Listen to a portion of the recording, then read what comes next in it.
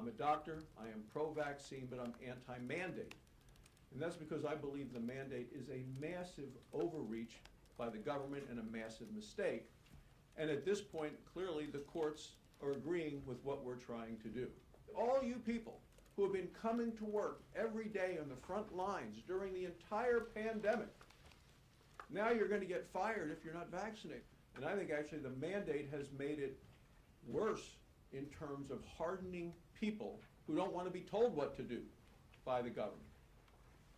So today we are going to pass this Congressional Review Act to get rid of this mandate. It's the United States of America. The United States of America, we make decisions for our own lives. Months and months ago, I chose to be able to take the vaccine. Was grateful to be able to do that, grateful to be able to have the opportunity, grateful for the innovation and the science that went into actually developing the vaccine, but that was my choice. There are millions of other people across the country that have determined they don't want to take the vaccine. And in the United States, where right now 92% of the adult population, 92%,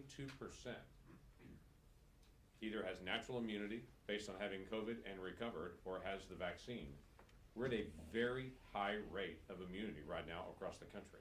And for the President of the United States to step up like he is the country's dad rather than the country's president, to be able to step up and to say, I don't care how long you work there, how important you are to the company, what your task, what your role is, what you did during the pandemic when there was no vaccine, how you stood and served people in a vulnerable moment. I don't care about any of that. If you don't follow my orders, you're fired. One of my constituents is facing termination from not being vaccinated, works for a large company. In this particular company, he has already been told that he's going to have to sign 2 forms in the coming days. Now, he has been told by his doctor that he's at high risk of blood clots. And so he's one of those individuals that's concerned about getting the vaccine. But he's being forced to sign 2 forms. One of those, the first form is to agree to be vaccinated or lose his job. The second form is agree that if he has a negative reaction to the vaccine, he won't sue the company. That's not right. Every so often, Washington, D.C. does something that lights up the phone lines. This is one of these moments. As I travel around Montana, this issue is what I hear about. It's a top-of-mind issue for Montanans. They can't believe what this administration is doing with this mandate.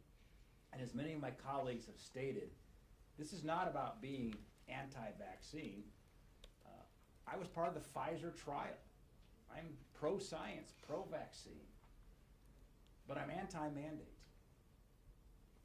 The fear in the voices of Montanans that I'm hearing when they call me and talk about their situation, and we are scared of what's going to happen to the nurses at one of our leading hospitals when we already don't have enough healthcare workers in the front lines battling the challenge we face in Montana. There's fear in the voices of Montanans when they're looking at this incredible overreach by this administration.